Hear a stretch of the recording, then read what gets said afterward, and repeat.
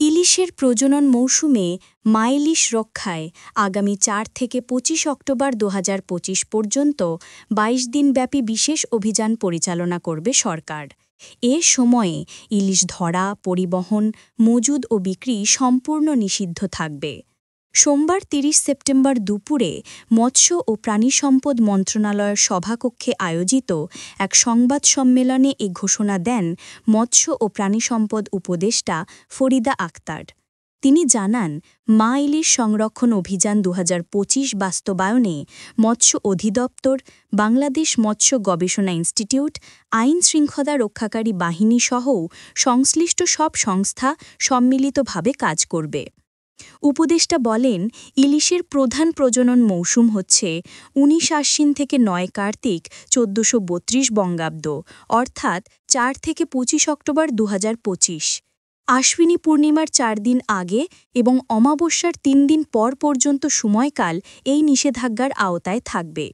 তিনি আরও জানান, এই সময় ডিম ছাড়ার হার সর্বোচ্চ থাকে, তাই বিজ্ঞানভিত্তিক গবেষণা এবং মৎস্যজীবীদের মতামতের আলোকে সময়সীমা নির্ধারণ করা হয়েছে।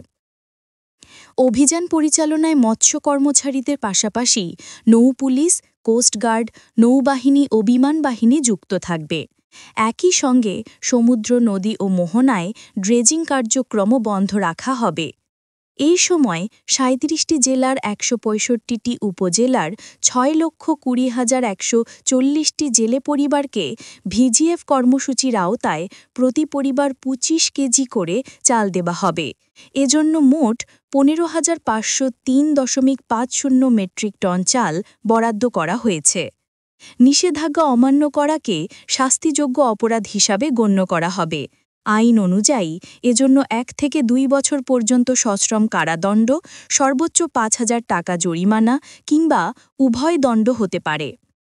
বিএফএসআইআর-এর গবেষণা তথ্য অনুযায়ী ২০২৪-এর অভিযানে ৫২.৫% মা ইলিশ নিরাপদে ডিম ছাড়তে সক্ষম হয়, যার ফলে প্রায় ৪৪,২৫০ কোটি রেণু ইলিশ বা জাটকা উৎপন্ন হয়।